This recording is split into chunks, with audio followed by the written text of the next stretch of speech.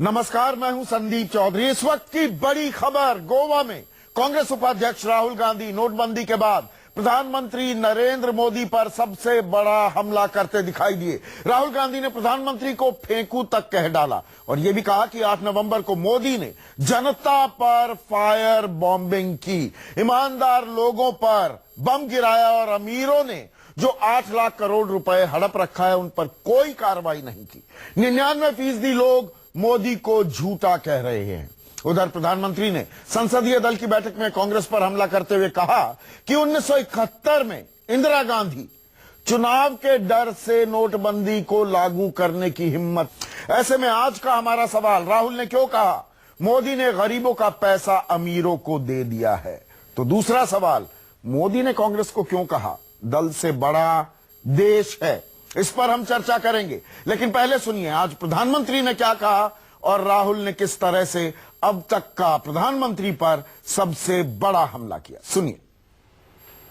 सुनने को आया नरेंद्र मोदी झूठा है, झूठ बोलता है।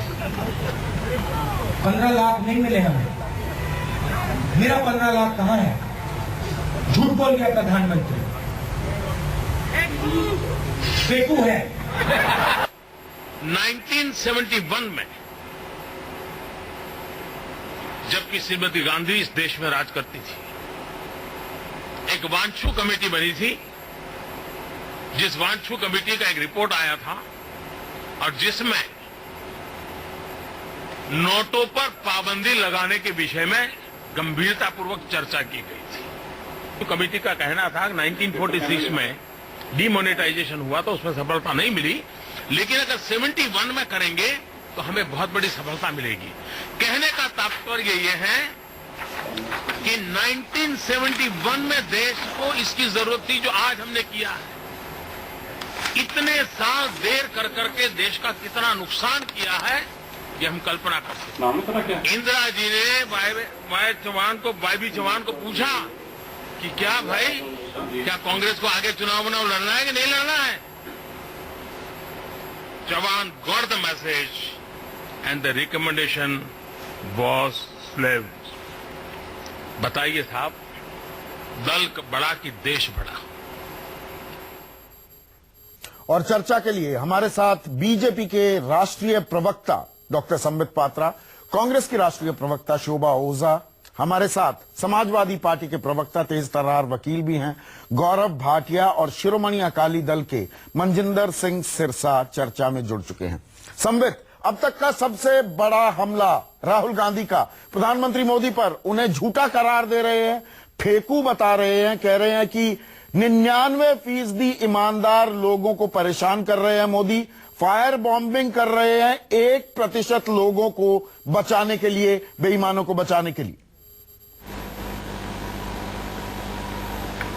देखिए, आप इसे सबसे बड़ा हमला कह रहे हैं। मैं कहूंगा कि आज हिंदुस्तान की राजनीति के लिए एक लो पॉइंट है।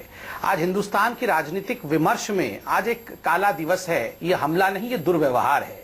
प्रधानमंत्री को तू कह के, तुम कह के संबोधित करना, उसको फेकू कहना, इस प्रकार से जिस प्रकार के भाषा का चयन, आज राहुल जी एक बड़े नेता है कांग्रेस के, इस प्रकार के भाषा का चयन या आक्रमण नहीं होता है। और आप उनकी कंपैरिजन में अभी मोदी जी के भाषण को दिखा रहे थे।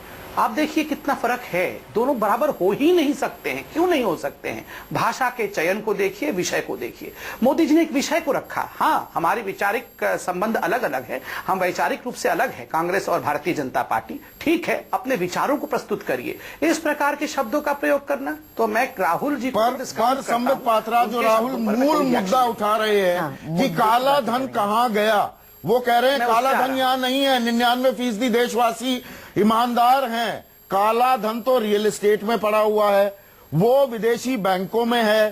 15 लाख रुपए वापस आने थे, उनकी बातों को गौण कर गए हैं प्रधानमंत्री। प्रधानमंत्री रोज नई बात करते हैं। मैं इसी का उत्तर दे रहा हूं। पहली बात है, आज प्रधानमंत्री ने जब अपना भाषण रखा, हम सब ने देखा, उन्होंने एक डेट का जो है जिक्र किया। वो डेट है 26 मार्च 2014। 26 मार्च 2014 काले धन की लड़ाई में एक ऐतिहासिक दिन था, क्योंकि सुप्रीम कोर्ट ने उस दिन डिटेल्ड ऑब्जर्वेशन उस दिन रखा है। सुप्रीम कोर्ट ने कहा कि देखिए 65 वर्षों से काला धन इकट्ठा हो रहा है, देश में भी हो रहा है, विदेश में भी हो रहा है, मगर राजनीतिक पार्टी उसको लेकर बिल्कुल सीरियस नहीं है। और ये एक सरकार है, उस समय यूपीए की सरकार थी, एक सरकार है जिसको कि हम 3 वर्षों से कह रहे हैं और कहते चले आ रहे हैं कि एक कमेटी गठन करिए जो काला धन के खिलाफ लड़ाई करेगी, और ये इतनी बेशरम सरकार है कि हमारे को रिप्लाई तक नहीं दे रही है। ये मैं नहीं कह रहा हूं, ये सुप्रीम कोर्ट ने कहा है, और प्रधानमंत्री ने अपने भाषण को यहीं से शुरू किया कि किसका इंटेंशन क्या था, 16 दिसंबर तक कितना काला धन आ गया, ये सुप्रीम कोर्ट खुद संबित जी, सुप्रीम कोर्ट ने यह भी कहा कि लोकपाल की नियुक्ति नहीं हुई अभी तक, उस पर भी लताड़ आपको लगाई है, उस पर भी जरा जवाब दे दीजिए। और मोदी जी जब मुख्यमंत्री थे, लोकायुक्त की नियुक्ति गुजरात में नहीं थी, गवर्नर को लोकायुक्त की नियुक्ति के लिए कहना पड़ा था। मैं जवाब देता हूँ, इस पे भी जवाब दीजिए। और जो प्रधानमंत्री जी ने इतने वादे किए थे देश के कि 15 लाख गुजरात अकाउंट में डालेंगे, काला धन विदेश से लाएंगे, क्या हुआ उन सब वादों का? तो क्या गलत कह रहे हैं राहुल जी? शोभा जी से पूछा था क्या ये ये सवाल आपसे था, सवाल सम्मित से था। क्या गलत? प्रधानमंत्री जी ने जो वादे किए थे कितने पूरे किए? महंगाई कम करने का, काला धन लाने का। राहुल जी ने क्या गलत कहा? राहुल जी ने बिल्कुल सही कहा है। प्रधानमंत्री जी रोज झूठ बोलते हैं, कभी कहते हैं मुझे 3-4 दिन दीजिए, कभी कहते हैं 50 दिन दीजिए, और क्या तैयारी? शोभा जी ऐसे नहीं, राहुल जी देख लिया आपको, आप बहुत अच्छा काम कर रही है, आप मुझे बोलने दीजिए। हो गया आपको देख लिया। मेरे काम पे मत जाइए, आप प्रधानमंत्री जी के काम पे कमेंट करिए। अरे मेरे काम पे पूछा गया ना, को बोलने जवाब दीजिए। दूंगा ना, संबित पात्रा नहीं, आप शोभा हो जाए। हाँ, मैं जवाब देता हूं। देखिए राहुल जी के मैंने पूरे भाषण को सुना, आज न्यूज 24 में ही सुना। वो कह रहे थे कि मेरा 15 लाख कहां है, बड़े बड़े चिल्ला, मेरा 15 लाख कहां है। अरे आपका 15 लाख कहां है? 15 पुश्तों ने आपके इस देश को लूटा, 15 लाख करोड़ रुपए 10 साल जी, वो नेहरू जी इस प्रकार का शर्म के पर पोते हैं जिनके कपड़े विदेश में, मेरा 15 लाख कहाँ है? भूलने जाते थे, और जिन्होंने करोड़ों रुपए की संपत्ति इस देश को दी है, लीजिए और 15 लाख परिवार के नहीं है जिनको लूटने की जरूरत पड़े। गुमराह मत करिए, झूठ मत बोलिए। आप इतनी परेशान अगर लूटा है तो आप सिद्ध करिए जी, शोभा, आप सिद्ध करिए।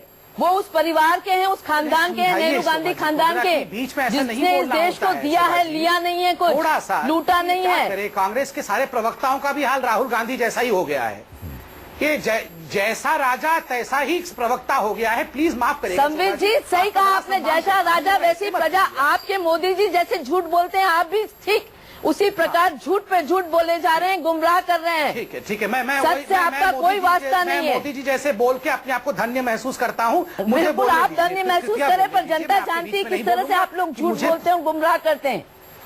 आज इस देश में जनता आपको ही डिबेट में देख के सब जान गई है। आज इस देश में जो हालात आपने कर क्या हो रहा है, वो 3 निकाय चुनाव ने बता दिया है। मुंबई में 0, महाराष्ट्र में क्या किसान मर रहा है, क्या रहा, डेली बेसिस वालों का आज रोजगार छिन गया है। चुनाव में पता चल गया है कि आप कितना परफॉर्म, एक महिला, एक स्टूडेंट, हर व्यक्ति परेशान है देश में। शिष्टाचार के दायरे में डिबेट केवल जो काला धन वाले हैं उनको कौन समझाए, बताइए। शिष्टाचार को भी घर में छोड़ के आते हैं। कल से फेयर एंड लवली स्कीम शिष्टाचार भी घर में छोड़ के आते हैं। काला धन वाले आके 50% जमा कर देंगे और आप उनको आप जैसा नहीं हो सकता दे देंगे, उनके धन को सफेद कर देंगे। मेरा सवाल आपसे संबित ये है, उसके बाद मुझे गौरव भाटिया के पास भी जाना है और मनजिंदर सिंह सिरसा साहब के पास भी जाना है। राहुल गांधी ने एक और बड़ा आरोप ये लगाया, ये 8 लाख करोड़ रुपए का घोटाला है। ये एनपीएस हैं, कुछ चंद रईसों ने बैंकों से पैसा लिया, बैंक उनसे पैसा वापस नहीं ले पा रहे हैं।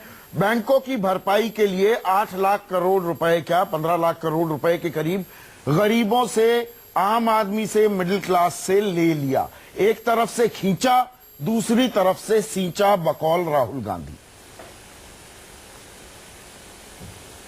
मैं इसका पूरा एक्सप्लेनेशन देता हूं, आप ध्यान से सुनिएगा। शोभा जी से निवेदन, 1 मिनट अब उनको बोलने, क्योंकि टेक्निकल है, आपको समझ में ना आए तो पढ़ लीजिएगा गूगल करके बीच में। हाँ, नंबर 1 देखिए, जहां तक कि अमीरों को हमने लोन दे दिया और हम बचाने की कोशिश कर रहे हैं। मैं आपको याद दिलाऊं, 2013 में हिंदुस्तान के पार्लियामेंट में खड़े होकर आदरणीय मनमोहन सिंह जी, जिनका हम सम्मान करते हैं, उन्होंने कहा था और अपील की थी सारे पार्लियामेंट से कि मैं, मेरे कहने पर, प्रधानमंत्री के कहने पर, विजय माल्या की कंपनी किंगफिशर को 1500 करोड़ रुपए का लोन दिया जाए और जो अकाउंट इनकम टैक्स ने फ्रीज किया है उसको खुलवा दिया जाए, ये खुद मनमोहन सिंह जी ने कहा था। उसके बाद विजय माल्या को बिना सिक्योरिटी, याद रखिए बिना सिक्योरिटी, विजय माल्या किसके कार्यकाल में लंदन पहुंचे? किसके कार्यकाल में भागे और लोन किसने उनका माफ किया? एनपीए उनका किसने माफ किया? एसबीआई का। दूसरी बात, जो 63 कॉर्पोरेट हाउस थोड़ा सा बोलने दीजिए, आप बोल लीजिएगा 7,000 करोड़ माफ। दूसरी बात, उसमें विजय माल्या भी उनको स्केल पैकेज शोभा जी, आप बिहेवियर कहाँ छोड़ के आई हैं? Why are you so unruly? Why are you not learning behavior? ये किस प्रकार का बिहेवियर है? Please learn behaviour Shobha ji. नहीं तो आप जवाब नहीं दे रहे ना, आप जवाब दीजिए। इस प्रकार से बिहेवियर समझाने की चलते आप जवाब दीजिए। कैसे जवाब दूंगा? आप नॉन स्टॉप राहुल गांधी जैसे बिहेव करेंगे तो मैं जवाब कैसे दूंगा? राहुल गांधी संबित पात्रा को कोई समझ नहीं है दोनों। संबित 20 सेकंड में खत्म कीजिए बात जी। ठीक है, देखिए मैंने आपको एक उदाहरण दिया कि लोन किन लोगों ने बिना सिक्योरिटी के दिया। सब आप यहां रिकॉर्ड उठा के देख लीजिए। आप भी जानते हैं सबसे ज्यादा रिकवरी किसी के दौरान में हुई है तो 2.5 वर्षों में हमारे समय हुई है। एनपीए, जहां तक एनपीए का सवाल है, यूपीए की सरकार एनपीए घोषित तक नहीं करती थी, वो एनपीए वालों को और लोन पे लोन दी जाती थी। हमने आके एनपीए घोषित किया, एनपीए घोषित करने के कारण वो पैसा स्वाहा हो गया था, उनको लोन, वो पैसा स्वाहा हो गया, माफ कर दिया लोन। नहीं, बिल्कुल स्वाहा नहीं, रिकवरी हुई। आप बताइए, लोन कांग्रेस के जमाने में दिया, आप बताएं ना, एनपीए उनके जमाने में बना, रिकवरी हमारे जमाने में हुई, तो स्वाहा हम कैसे कर दिए? स्वाहा तो इन लोगों ने किया था, स्वाहा तो इन लोगों ने किया था। क्वात्रोची से लेकर एंडरसन से लेकर विजय माल्या तक सारे लोगों को पैसा किसने दिया था? इन लोगों ने पैसा दिया था, सारा गबन इन लोगों ने किया। तभी तो क्या सुप्रीम कोर्ट ने आपको लताड़ नहीं लगाई कि आप इन सब एनपीएस को आप किसके कोई लताड़ नहीं लगाई सुप्रीम कोर्ट की लताड़? क्या मोदी सरकार को नहीं लगी? राहुल गांधी की बात की, गौरव भाटिया, मैंने राहुल गांधी की बात की, अब प्रधानमंत्री मोदी की बात करता हूं मैं। प्रधानमंत्री मोदी कांग्रेस पर भी और बाकी लोगों पर भी, वो सीधे उन पर भी आरोप, आप पर भी आरोप जाता है कि इंदिरा गांधी ने वांचू कमेटी की रिपोर्ट को दरकिनार कर नोटबंदी का फैसला लागू नहीं किया 1971 में, क्योंकि उन्होंने तत्कालीन वित्त मंत्री वाईबी चौहान को कहा कि अरे भाई क्या चुनाव नहीं लड़ने हैं। तो दरअसल मोदी ने जो नोटबंदी का फैसला लागू किया, आपकी मुखालफत की बड़ी वजह यह है कि अब चुनाव कैसे लड़े भैया? काले धन से जो चुनाव लड़े जाते थे और हर पार्टी लड़ती थी, पर मैं आपकी टिप्पणी पहले चाह रहा हूं, वो धंधा बंद कर दिया, इसीलिए आपको दिक्कत है इस नोटबंदी। संदीप जी देखिए, मैं पूरी चर्चा को सुन रहा था और मैं समझता हूं, देखिए विडंबना भी है और ये दुर्भाग्यपूर्ण भी है कि कांग्रेस ने अगर कई स्कैम हुए यूपीए 2 में तो जनता ने उन्हें सजा दी और वो 44 सीट पे सिमट के रह गए। लेकिन क्या भाजपा केवल इसी बात का डंका पीटेगी कि कांग्रेस भ्रष्ट थी इसलिए हम लोग भी कुछ गलत कर रहे हैं?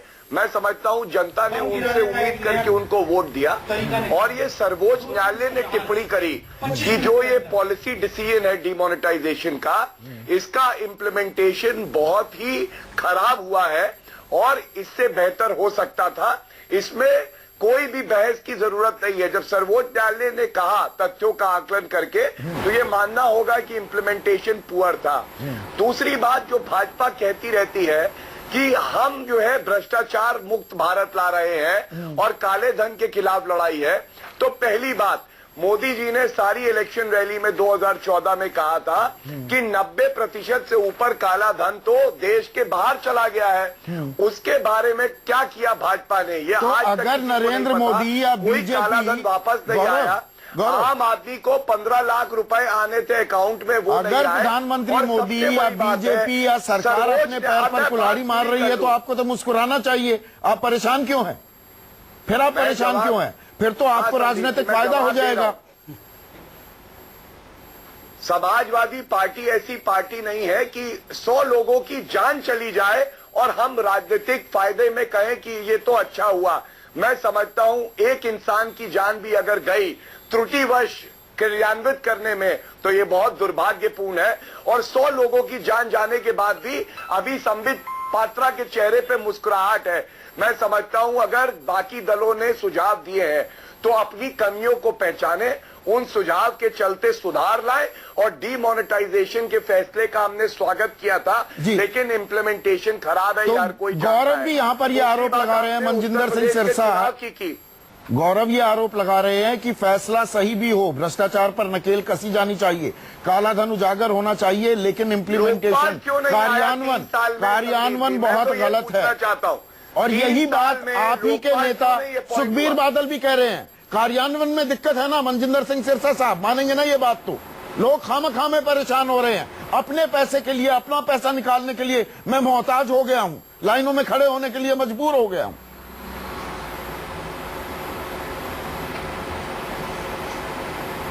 तो ये आप मेरे से कहलवाना चाहते हैं या मेरी बात सुनना चाहते हैं? मैं आपकी बात सुनना चाहता हूं, मैंने सुखबीर बादल की बात भी सुनी। सुखबीर बादल जी ने यही कहा कि एक अच्छा कदम है, ब्लैक मनी को रोकने का काम किया गया, देश के प्रधानमंत्री के इस कदम का सभी स्वागत करते हैं। हमने ये कहा कि 50 दिन का प्रधानमंत्री जी ने टाइम दिया, हमें उम्मीद है कि 50 दिन के अंदर ही लोगों की लाइनें खत्म होंगी और लोगों को एक अच्छा कदम है, ब्लैक मनी को रोकने का काम किया गया, देश के प्रधानमंत्री के इस कदम का सभी स्वागत करते हैं। हमने ये कहा कि 50 दिन का प्रधानमंत्री जी ने टाइम दिया, हमें उम्मीद है कि 50 दिन के अंदर ही लोगों की लाइनें खत्म होंगी और लोगों को इनकन्वीनियंस नहीं होनी चाहिए, उनकी सुविधा का ध्यान केंद्र की सरकार रख रही है, ये इसका हमें पूरा विश्वास है। उन्होंने ये भी कहा कैश की कमी को दूर करो, लोगों में गुस्सा बढ़ रहा है, सिरसा साहब ये भी कहा बादल ने। जी कहा, और नहीं आज कैश की कमी ये भी कहा, और उन्होंने बकायदा फाइनेंस मिनिस्टर साहब को भी कहा ये बात को, खाली टीवी पर नहीं कही, उन्होंने मिलकर भी फाइनेंस मिनिस्टर साहब को, आज जेटली जी को उन्होंने व्यक्तिगत तौर पर भी कहा कि विशेष तौर पर पंजाब के अंदर, क्योंकि हमारी जिम्मेदारों से रिलेटेड इकोनॉमी है, हमारे जिम्मेदारों की गांव के अंदर से रिलेटेड हम लोग हैं, तो हमारी जो प्रॉब्लम आ रही है वो गांव में ज्यादा ना आए, हमारे गांव के लोगों को दिक्कत ना आए, क्योंकि शहरों से जुड़े हुए तो दिक्कत आ रही है ना, चाहेंगे कि आप हमारे यहाँ पर ज्यादा कैश बेचकर कम से कम। नहीं संदीप जी, वो तो लोग लाइन में खड़े होकर भी कह रहे हैं कि हमें दिक्कत आ रही है, पर साथ में ये भी कह रहे हैं कि बधाई है इस बात की कि मेरे प्रधानमंत्री ने सोचा नहीं का बुरा हाल है, प्रधानमंत्री ने अच्छा काम करने का सोचा, क्या उपाय किया? बोलिए गौरव। मैं कह रहा हूँ देखिए ये तो गौरव पता क्या है, आपके नेशनल प्रेसिडेंट, आपके नेशनल वाइस प्रेसिडेंट हैं श्री राहुल गांधी जी, जिन्होंने ये मुद्दा उनको खुद मेरे नहीं है, मैं समाजवादी पार्टी से हूँ सिरसा जी, शोभा ओझा जी से कहिए ये बात। मैं तो ये कह रहा हूँ जो वहाँ पे यूथ का हाल हुआ है ड्रग्स से, तो ये 10 साल में कितना बुरा हाल पंजाब का हो गया ये हर कोई जानता है। पर ये दलगत राजनीति क्यों होती है शोभा, मुझे ये बताइए। प्रधानमंत्री अगर ये कहें कि दल से बड़ा देश है, आप अपनी पार्टी में ही, अपने इको चैम्बर्स में ही खुश हैं, पार्टी तक ही सीमित है, ये देश का मामला है, तो क्या गलत कह रहे हैं प्रधानमंत्री? नहीं, प्रधानमंत्री जो कह रहे हैं कि ये देश का मसला सबसे आगे है, तो देश प्रेम में और देश के मसले में किसी को कोई शिकायत थोड़ी है।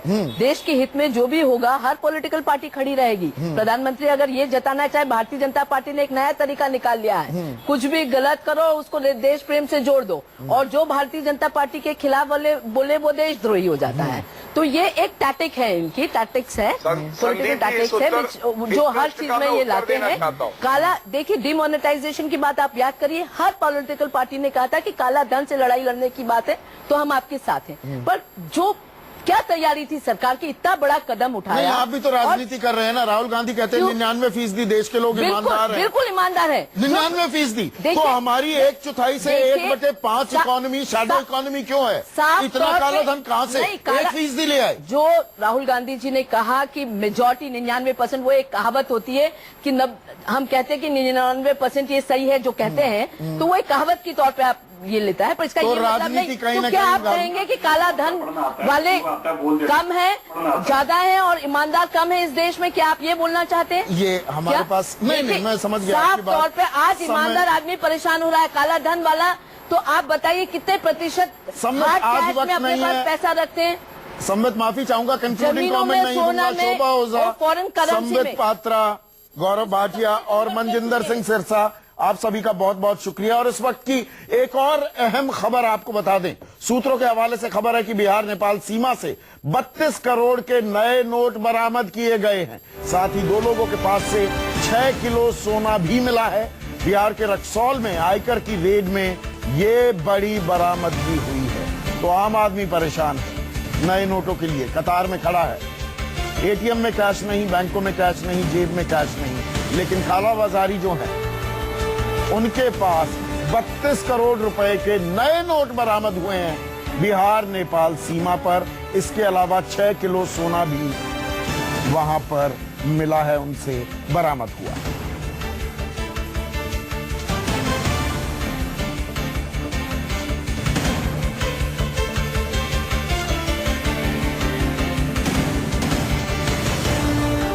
तो इस वक्त की बड़ी खबर, बिहार के रक्सौल में आयकर विभाग की रेड में 32 करोड़ रुपए की करेंसी मिली है और 6 किलो सोना मिला है। ये अभी की बड़ी खबर थी। आज सबसे बड़ा सवाल में बस इतना ही। नमस्कार।